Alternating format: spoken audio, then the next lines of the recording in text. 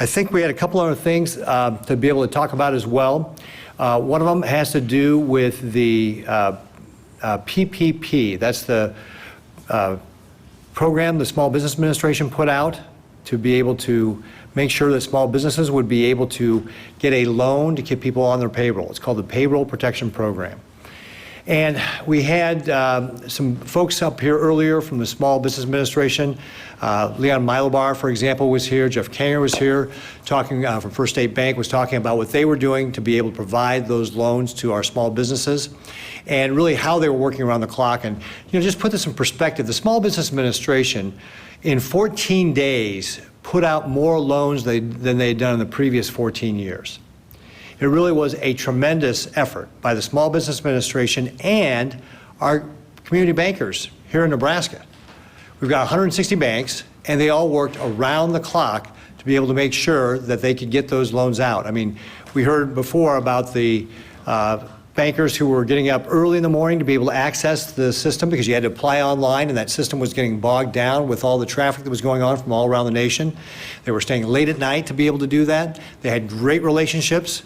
I know that my Director of Economic Development, Tony Goins, was on the phone sometimes at 1 in the morning trying to answer people's questions.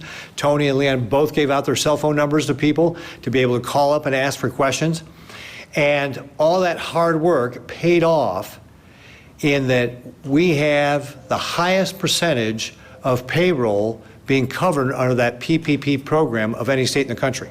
There's a Bloomberg article out today that shows that Nebraska had 75% of its payroll, the highest in the nation. You saw a lot of the Midwest states do that, and I think that's a combination of a variety of factors, but one of the biggest ones was that we have community bankers who worked really, really hard to be able to serve their customers and make sure that they did everything they possibly could to get those loans applied for with the Small Business Administration.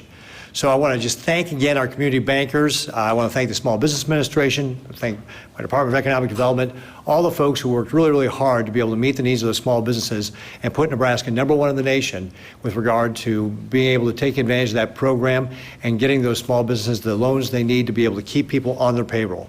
So that's a big deal, and I really want to say thank you to all the folks who did that. Now, in a follow-on to that, part of what we're going to see is that those small businesses are going to be hiring back people to come back in, right? So now they've got their loans, they're going to be looking to be able to keep those people on board. And as part of that program, if they keep those people on board, those loans will be forgiven. So it'll turn from a loan to a grant. One of the things I want to emphasize is that when you are one of those people that the small businesses call and ask back to come back to work, that you have to go take that job. Because if you don't, that's the same as quitting, and then you're going to lose your benefits under unemployment. So again, I want to emphasize that you have to take that. If you're called back to work, if you're on unemployment and you're called back to work, you have to go back and take that job. Or if you're offered a new job, you have to go take that job. Otherwise, you will lose your benefits under unemployment. You will lose the regular unemployment program. You'll lose the pandemic unemployment assistance program.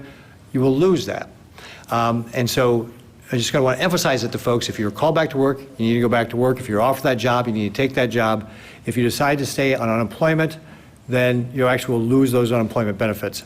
And I'll give you an example. We actually, at the Department of Labor, offered a job to somebody who said, no, I'd rather stay home and just collect unemployment.